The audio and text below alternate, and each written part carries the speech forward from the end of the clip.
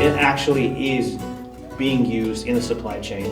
Probably not as extensively as everyone wants to think it is, but it is being used in either specific applications or it's being built toward. That's a direction we're moving. So either you're moving in that space and toward that goal as a company, or you're going to get left behind.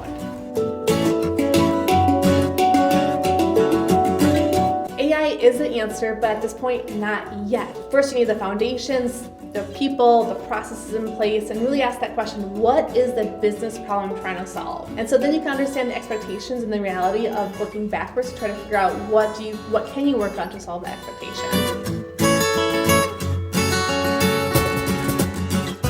I think data problems can be solved with AI too.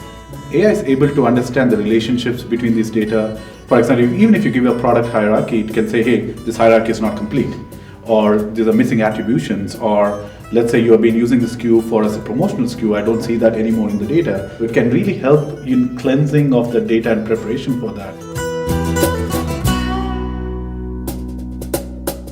For us, all our job responsibilities in the future will be strongly correlated with AI. We will interact more and more with AI. Maybe each of us will be managing 10 different agents together to help to get your work done.